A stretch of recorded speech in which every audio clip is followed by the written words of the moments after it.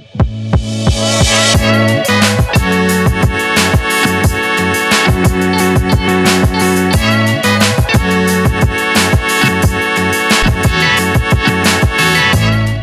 नमस्ते to all of you. आज के सेशन में स्वागत है आप सभी का।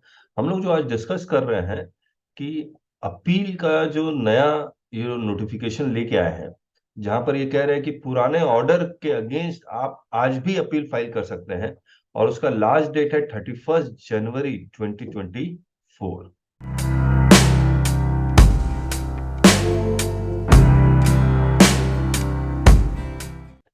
तो उसका नोटिफिकेशन देख लेते हैं। ये है 53/2023, 2 नवंबर 2023। और देखिए उन्होंने लिखा क्या है, किस सेक्शन में वो पास कर रहे हैं। 148, सेक्शन 148 बेसिकली वो ये कहता है स्पेशल प्रोसीजर। तो जब भी कुछ special procedure for a class of a person लेके आना होता है तो वो 148 में ही लेके आते हैं।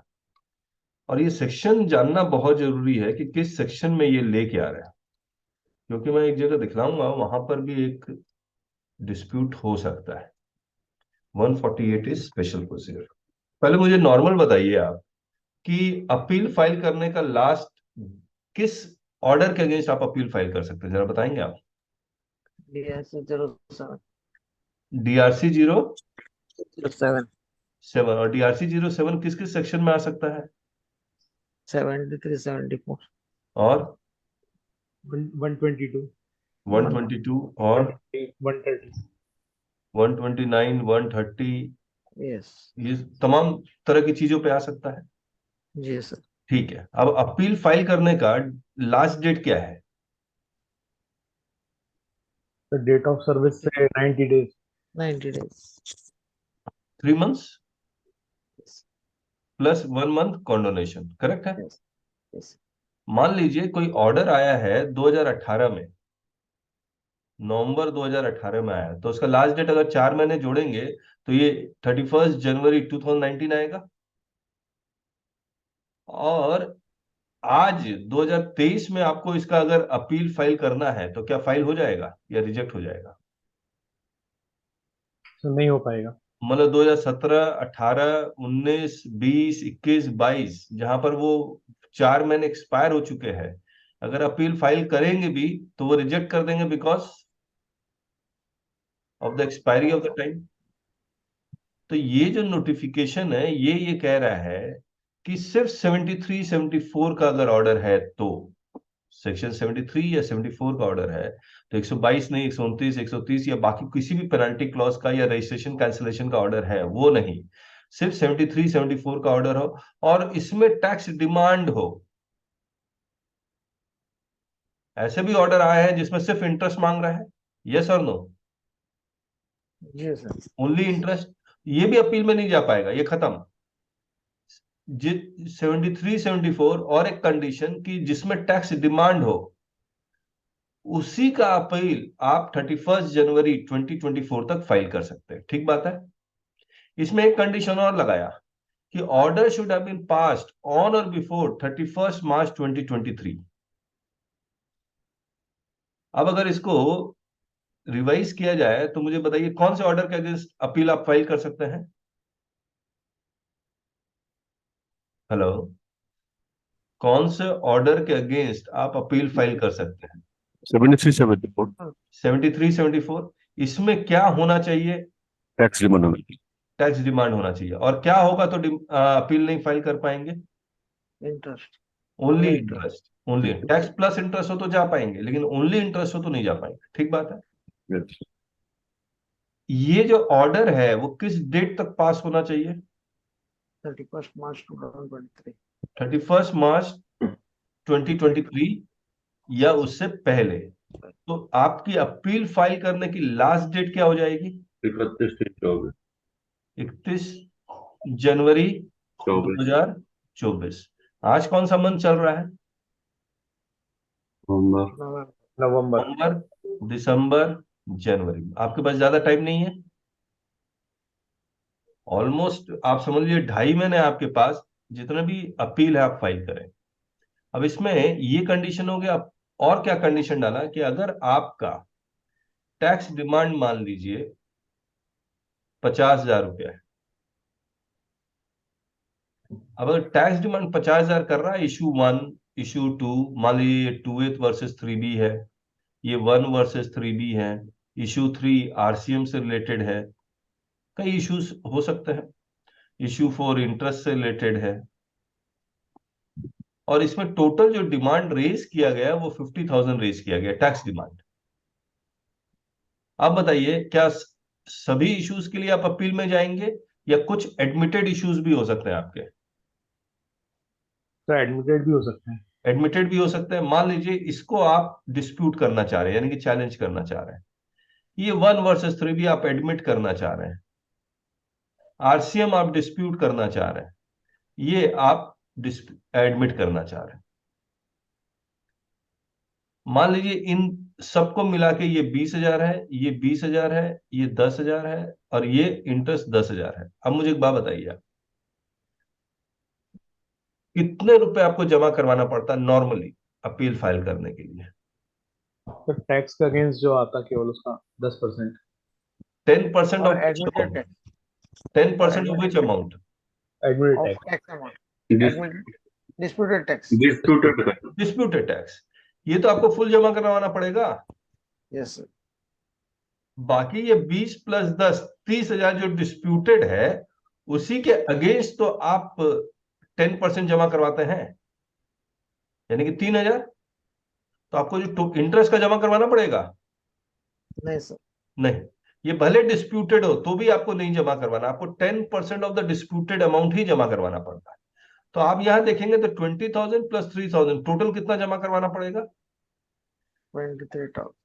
23,000। अब सिर्फ इसके बारे में सोचते हैं, 3,000 के बारे में। ये 3,000 आप कैश में जमा करवाना कंपलसरी है या आईटीसी भी यूटिलाइज कर सकते हैं? आप ITC भी यूज कीजिए. आईटीसी भी यूटिलाइज कर सकते हैं, करेक्ट है?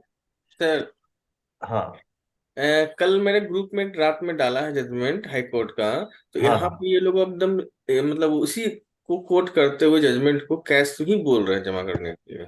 नहीं नहीं नहीं, नहीं, गलत बोल रहे हैं।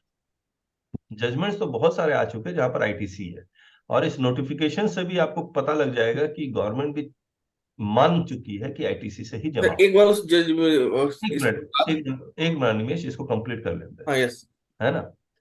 अब 3,000 आप आईटीसी से भी जमा करवा सकते हैं। अब इसमें ये कह रहा है कि अगर पुराने अपील फाइल करना है तो 10% नहीं, आपको 12.5% जमा करवाना पड़ेगा Yes, sir. पुराने अपील के लिए, करेक्ट है? तो 3,000 का 12.5% कितना होगा? सॉरी, 3,000 का कह रहा हूं, 30,000 का जो डिस्प्यूटेड टैक्स है, इसका 12.5% कितना होगा? 3,750. 3,750. कितना? 3,750. 3,750 रुपए, ये 50. 12.5%।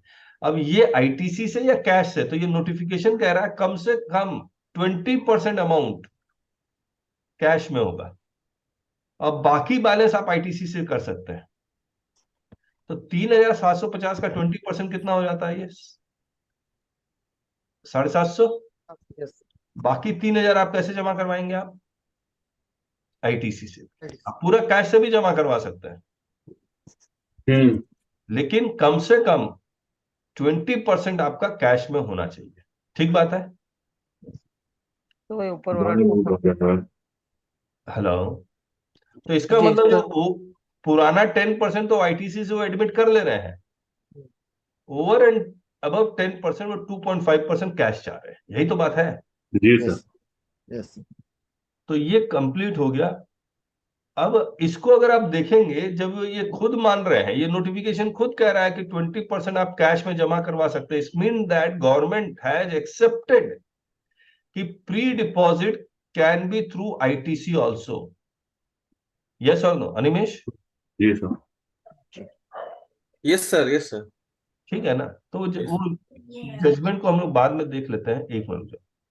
अब अगर इसको पूरा पढ़ते हैं तो सबसे पहले ये जो पावर आया वो किस सेक्शन से लेके आए हैं? ये नोटिफिकेशन 50 सेक्शन 148 से लेके आया है। देखिए, notifies taxable person who could not file an appeal against the order passed by the proper officer on or before 31st March 2023 under section 73-74 of the said act.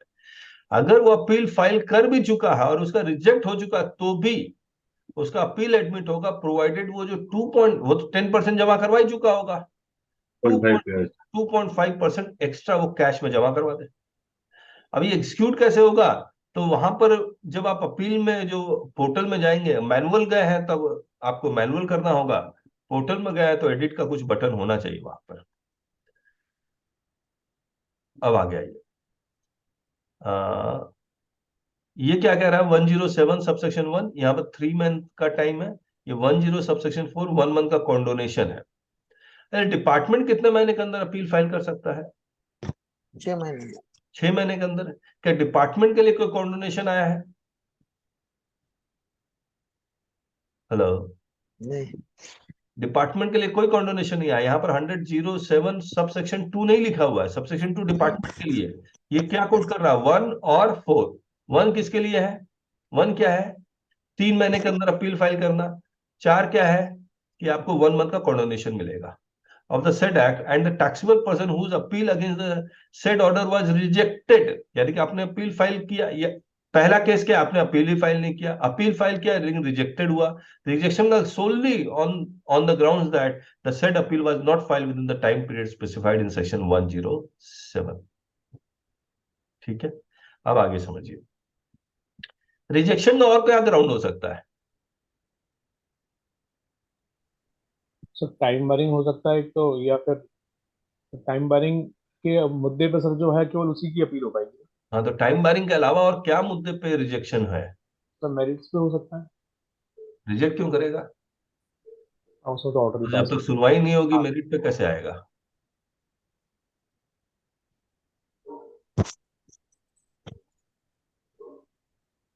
ऐसा हो सकता है? बताइए मुझे। मेरा ऑर्डर पास हुआ 2018 में।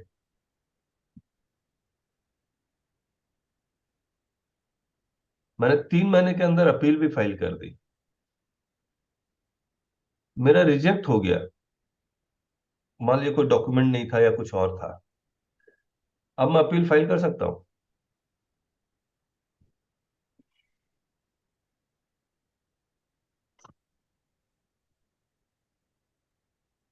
सर हो जानी चाहिए।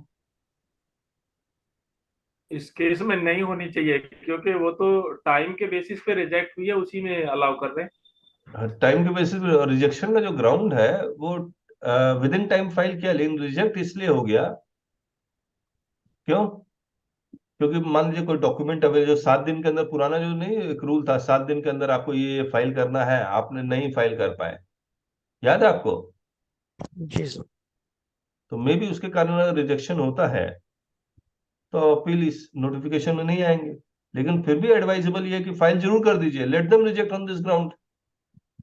हेलो? जी सर। है ना? तो आप मत दिमाग लगाइए कि क्यों नहीं नहीं नहीं फाइल नहीं कर सकते, आप फाइल कीजिए ना, let them take the decision, why you are taking the decision. तो एक रीजन और हो सकता है क्या? सर, मान लीजिए अगर मैनुअल अपील फाइल हुई है, उसका जुडिक्शन ही गलत चला गया, स्टेट की हाँ जगह सेंट्रल, सेंट्रल या स्टेट, हाँ हाँ हाँ हाँ, इस केस में भी जो है रिजेक्शन हो जाएगा। रिजेक्शन हो सकता है, लेकिन आपको again you do not take the decision, let the department take the decision for rejecting your appeal. Okay. ठीक है, आइए अब। The said person shall file an appeal against the order, against the said order in APL 01, this on or before 31st January 2024। तो 31 March 2023 7374 का only tax demand, rejection on ground of time expiry, तो 31 जनवरी 2024 के अंदर अंदर आपको appeal file करनी है। Provided that an appeal against the said order filed in accordance with the provisions of this and pending before the appellate authority before the issuance of this notification shall be deemed to have been filed in accordance with this if it fulfills the conditions specified at para 3 below। तो आपने file किया हुआ है, लेकिन मान लिया आपने 5 महीने बाद फाइल किया, अब वो रिजेक्शन के लिए तैयार बैठा हुआ है, तो आपको क्या करना है इसको एक्सेप्ट करवाने के लिए? हेलो? अरे बता दीजिए। सर 2.5% कैश में और यस, डिपॉजिट 2.5% कैश में और डिपॉजिट करना है। So no appeal shall be filed under this notification unless the appellant has paid admitted tax in full. Such part of the amount of tax, interest, fine, and penalty arising from the impugned order as is admitted by him and issue 1, 2, 3 जो मैंने example लिए, a sum equivalent to 12.5% of the remaining amount of tax in dispute arising from the said order, subject to a maximum of 25 crore rupees, in relation to which appeal has been filed, out of which at least 20% should have been paid by debiting from electronic cash ledger. No refund shall be granted on account of notification till the disposal of the appeal in respect of the any amount paid by the appellant either on their own or under direction of। अच्छा इसको एक minute रुकिए, मुझे एक बात बताइए, DRC 07 2018 में आ गया,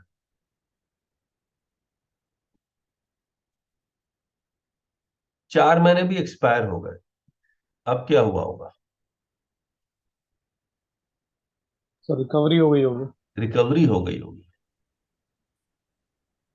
सेक्शन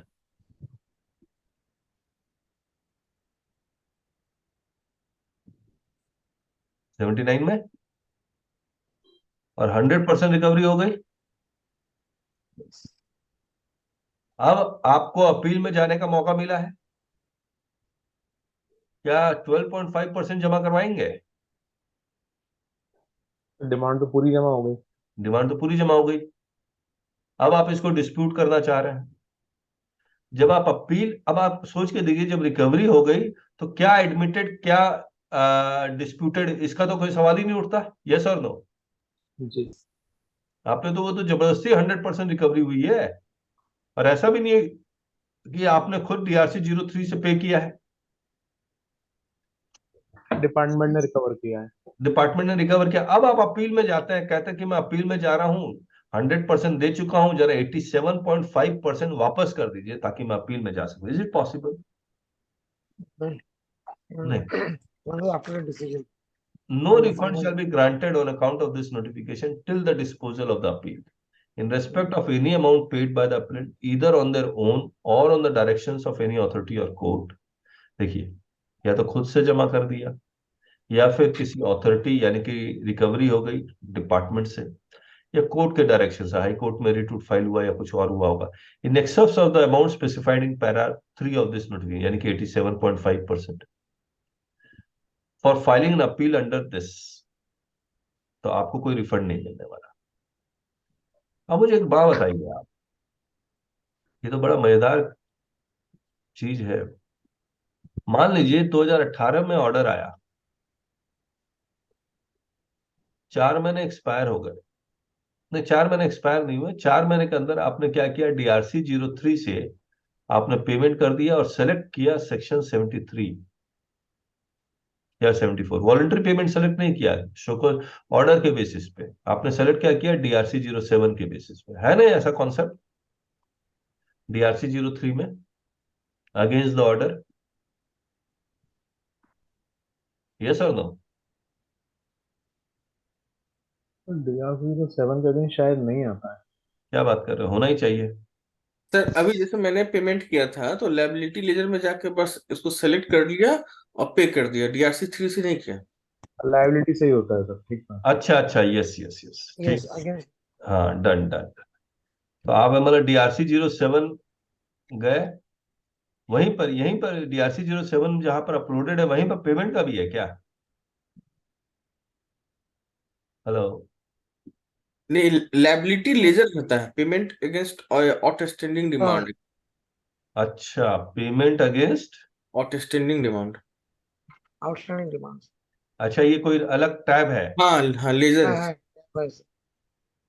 हाँ, इलेक्ट्रॉनिक लाइबिलिटी रजिस्टर में जाते हैं तो 2 टैब नजर आता है, छोटा छोटा, है ना? एक बार देख ले। Yes sir. ये सर्विसेज लेजर यहाँ गए,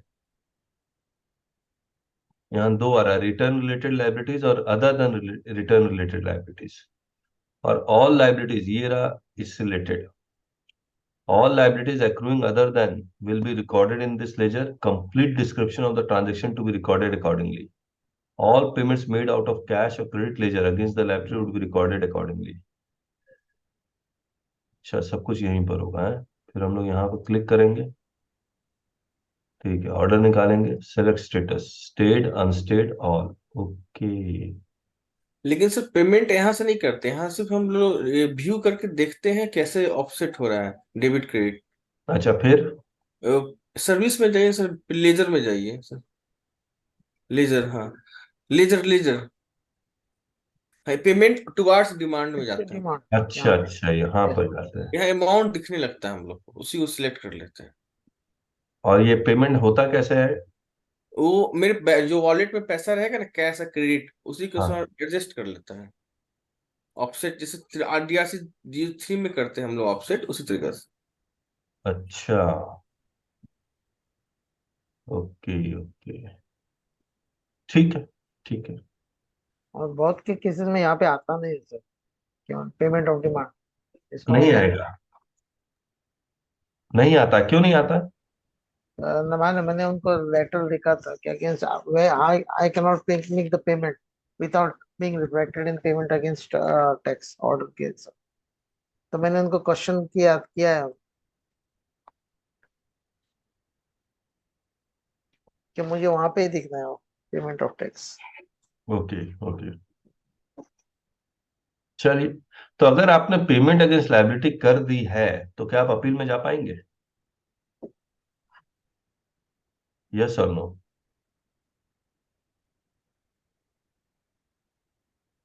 नो। यस, तब भी आप अपील में जा पाएंगे, either on their own. Okay sir, सिर्फ DRC 03 से पे किया तो नहीं जा सके? हाँ, अगर आप DRC DRC 03 से पे किया तो जा पाएंगे। नहीं। बाकी लोग क्या कह रहे हैं? सर पेमेंट तो है DRC 03 की, मुझे लगता है कि वॉलेंट्री है। हम्म, अच्छा, DRC 03 में क्या क्या ऑप्शंस आते हैं?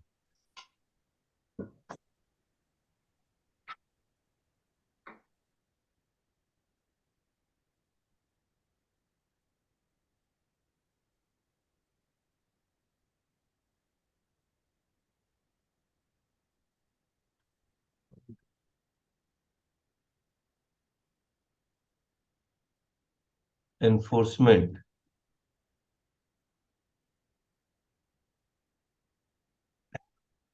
स्क्रूटनी मतलब SMT, अदर्स मतलब पेमेंट अंडर प्रोटेस्ट, है ना? एनफोर्समेंट मतलब सेक्शन 67, ये कौन कौन सा सेक्शन है? 52, 75, अच्छा 75 भी है, 76, 122,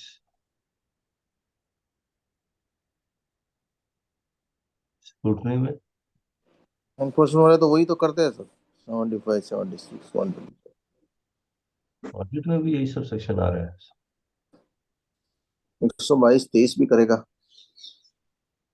वॉलंटरी में 73, 5, 74, 5 तो ठीक है, 52, 125 की पेनल्टी, 123 लेट फीस, 122 की पेनल्टी, 127 पेनल्टी, ये सब सेक्शन क्यों आ रहे हैं पता नहीं। यहाँ डिमांड नहीं है बस, है ना? डिमांड वहीं जाएगा, SCN, ठीक बात सर ये केसेस में डिमांड क्रिएट होता है ना, इसी में तो है। डिमांड होता है क्रिएट। नहीं यही नहीं, यही आप यही एक्सेप्ट। पेमेंट क्यों कर रहे हैं? हम्म तो DRC 07 यहाँ नहीं लिखा हुआ, ऑर्डर नहीं लिखा हुआ है। हम्म ऑर्डर के लिए वही वाला टैब है, पेमेंट अगेंस्ट डिमांड। यस। हम्म। तो अब कहानी ये है कि यहां से अगर आपने वॉलंटरी पेमेंट कर दिया है तो क्या आप अपील में जा सकते हैं या नहीं जा सकते? तो हमें तो लग रहा है जा सकते हैं, बाकी लोगों का क्या ओपिनियन है? स्क्रूटिनी वाला जो है वो डिमांड ही हो गया ना उसमें तो। नहीं, SMT 10 तो ऑर्डर भी नहीं है ना, उसके अगेंस्ट तो आप अपील में जा भी नहीं सकते। उससे आगे नहीं जाते। नॉर्मली भी अपील में नहीं जा सकते, इसके अगेंस्ट तो जा ही नहीं सकते। इसमें तो सिर्फ 73, 74 कर सकते हैं। हम्म, चलिए, मुझे तो लगता है जा सकता है, लेकिन अगर आप लोग को लगता है नहीं जा सकता तो आई विल सजेस्ट कि go for appeal, let them reject. No बराबर है। Appeal, this notification shall be admissible in respect of demand not involving tax. Tax नहीं है, सिर्फ इंटरेस्ट है, तो नहीं जा सकता है। ठीक उनको है। भी रिकवरी दिखाना है सर, इसमें अपील में डिस्पोजल किया है ऐसा बना के उनको भी निकालना है, डिस्पोज करना है हाँ, ऑन होल्ड केसेस को। कभी कभी प्रोसेस हो जाता है। Okay okay. तो हमारे ग्रुप में एक गोपाल जी है, जिनका मुझे पता है उनका अपील जाना है। बाकी करने टोबैको वाले।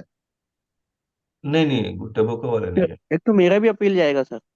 आपका भी जाएगा, राकेश जी का भी। जी, सर जी। मेरा केस क्या बना, हाँ। एक रजिस्ट्रेशन कैंसिल हो गया था, तो अच्छा उसके कारण मेरा इनपुट डिसअलाउ कर दिया। हम लोग को नोटिस कुछ पता ही नहीं चला। उसका अगेंस्ट में रिकवरी भी कर लिया। अच्छा, सामने वाला पार्टी का रजिस्ट्रेशन कैंसिल हो गया, आप हाँ, इनपुट को अच्छा। हाँ, तो अपील में। इनपुट हमने डिसअलाउ करके रिकवरी भी कर लिया, हम लोग को पता भी नहीं चला। इसमें बस इतना ही देखना है कि इनवॉइस जिस डेट को इशू हो रहा है उस डेट को उसका रजिस्ट्रेशन एक्टिव था, बस। हाँ, उस दिन एक्टिव है वो। बस इतना ही देखना है, ठीक है। अच्छा सर, मेरा तो रिकवरी हो गया, हमको जमा कैसे करेंगे अभी 12.5%? नहीं, फिर नहीं जमा करना। कैश में तो 2.5% देना ही पड़ेगा। वो फिर जमा ही नहीं करना, 100% रिकवरी हो गई तो 2.5। 100% रिकवरी नहीं हुआ सर, जितना इनपुट था ना उतना रिकवर कर लिया वो लोग। कितना बचा हुआ है? अभी भी है 60% बचा हुआ है बैलेंस डिमांड। हाँ, तो 2.5% फिर जमा करना पड़ेगा आपको। देना पड़ेगा ना। हाँ, हाँ। हम्म, सर ठीक हाँ, इसके है। रिकवरी अगर सिर्फ आईटीसी से हुई है तो याद रखिएगा 2.5% आपको जमा करना पड़ेगा ऑफ द ठीक है सर। Disputed amount. याद रखना है, बैलेंस अमाउंट नहीं, ऑफ द डिस्प्यूटेड अमाउंट। हाँ, ठीक है सर। हाँ, सर जहाँ रिकवरी इन्होंने डिपार्टमेंट ने पूरी कर ली है बैंक से, वहां हाँ। आपको कुछ भी जमा नहीं करना है सर। अब लेकिन यही देखिए, मान लीजिए आपका 2 लाख रुपया बनता था, 2 लाख रुपया पूरी रिकवरी आईटीसी से हुई है। सर आईटीसी से तो होने का सवाल ही नहीं है, तो बैंक से रिकवर करते हैं उन्हें। नहीं, आईटीसी से भी तो रिकवर करते हैं वो। तो ब्लॉक करते हैं केवल आईटीसी को, जनरली अभी रिकवरी तो चालू की नहीं उससे। नहीं, नहीं नहीं नहीं। सर, कर लेते हैं, रिवर्स कर लेते हैं, मेरे केस में किए हैं। हाँ, हाँ, गोपाल जी में भी यही हुआ है, वो आईटीसी को ही माइनस कर दिया उन्होंने। उस केस में, अगर इस केस में अब पूछा जा सकता है कि भैया 2.5% जमा करवाना पड़ेगा, क्योंकि डिपार्टमेंट 100% रिकवरी कर चुका है, वो भी सिर्फ आईटीसी से किया है, तो क्या 2.5% होगा? तो मुझे नहीं लगता होना चाहिए। सर वो रिफंड जैसे अलाउ होती है अपील, तो फिर रिफंड भी हो जाएगा जो पैसा रिकवर करती है डिपार्टमेंट ने। हाँ, हाँ। नहीं, नहीं, अपील जीतेंगे तब रिफंड होगा, हाँ, उससे पहले नहीं। उससे पहले नहीं।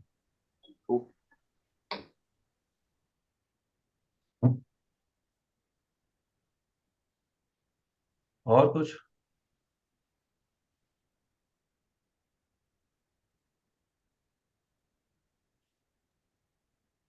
सर उस जजमेंट को देखते ना एक बार थोड़ा कहाँ है, सा। बताओ। मैंने कल प्रीमियम वाले ग्रुप में डाला है सर,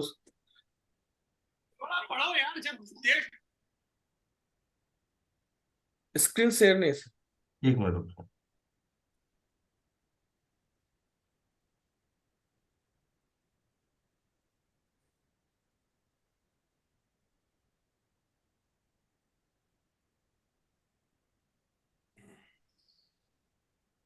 तिरपन पेज का है? उसको खाली समरी देख लीजिए अच्छा, सर, अच्छा, अच्छा, ये जो इम्पोर्टेंट कुछ हो उसमें तो। ये कि हम मिले थे सर से, तो अपेलेंट से, तो वो बोल रहे कि नहीं नहीं देखो ये जजमेंट है, हम तो कैश में देना ही पड़ेगा तुमको।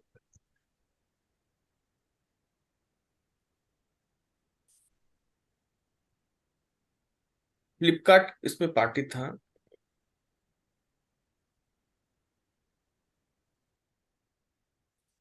लास्ट में है क्या, क्या लिखा है? Yes sir. Writ petition dismissed.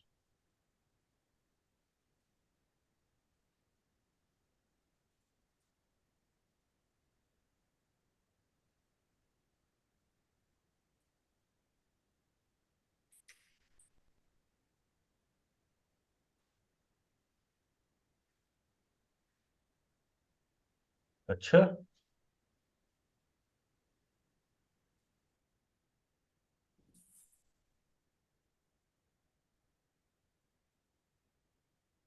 कब का है ये जजमेंट? अभी 2023 का? ये सर रिसेंटली है, ये सितंबर का।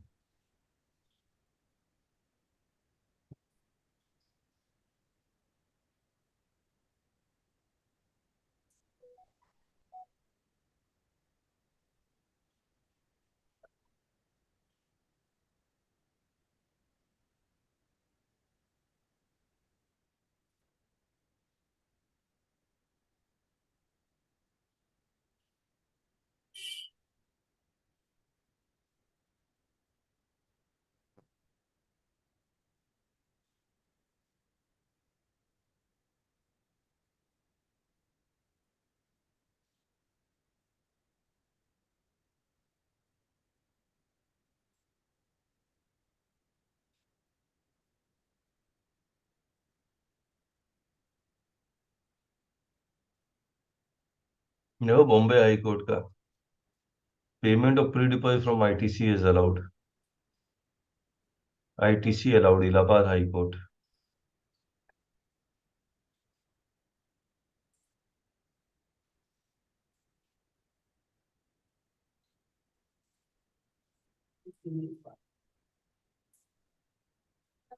और कौन सा एक जजमेंट आया था, ये रहा। बड़े अच्छे से एनालिसिस किया था इसमें। तो भूल गया वो एनालिसिस क्या था, हमने डिस्कस भी किया था।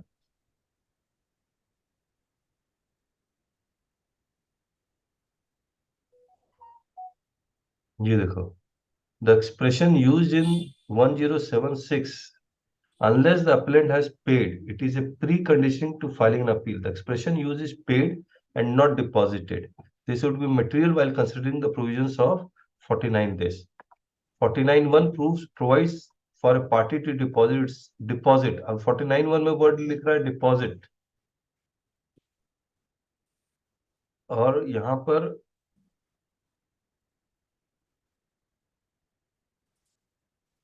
इसी को इन्होंने एनालिसिस करके बनाया है।